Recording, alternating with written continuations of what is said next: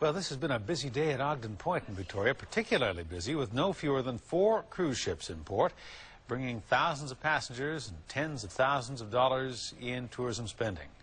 But people in James Bay say these vessels are bringing something else, something unwanted, emissions that are polluting the air and making people in the neighborhood sick. And there's a recent air quality study that backs up their claims. The findings are being looked at right now, but the Neighborhood Association says it wants officials to clear the air immediately. The Harbor Authority's CEO, Paul Servos, boarded the Rhapsody of the Seas, one of 4 cruise ships to dock in Victoria today. He went on an environmental tour to see for himself the kinds of Earth-friendly initiatives on board the vessel. But for the people in James Bay, the most pressing environmental issue is not on the ship, it's in the air. We're feeling that this industry has grown and grown and grown. We're seeing that it could be having an impact on our health. The recent James Bay air quality study shows that at the height of the cruise ship season, sulfur dioxide levels are dangerously high, 3 times the level accepted by the World Health Organization. It's a level that can exacerbate existing respiratory problems. Cruise ships may be the biggest polluters, but people in James Bay also worry about the emissions from buses. But when you're talking about that many buses consecutively, it's quite unpleasant. So just how polluted is the air down here at Ogden Point when all the cruise ships are in?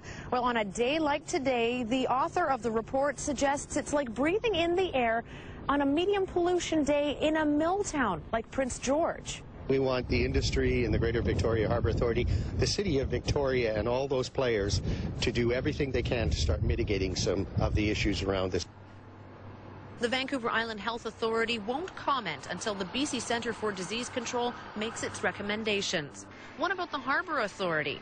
We stood within meters of Paul Servos today. We were told he couldn't comment on camera. Instead, we were offered this written statement. We are looking forward to the result of the 3rd phase of the James Bay Air Quality Study, the Health Human Assessment component, to determine what actions, if any, need to be taken. In March, MLA Rob Fleming argued the pollution problem could be solved with shore power. We should be joining other ports like Vancouver and Seattle who are going to clean electricity supply and requiring that while ships are in port. Then the Harbour Authority said shore power wasn't financially feasible. Now it cites new federal rules which will force cruise ships to use low sulfur fuel by 2012 and even cleaner fuel by 2015. But the James Bay Neighborhood Association says that's too long to wait to clean the air. If they can do anything at this point, we'd like them to do so immediately. In Victoria, Astrid Brownschmidt, A News.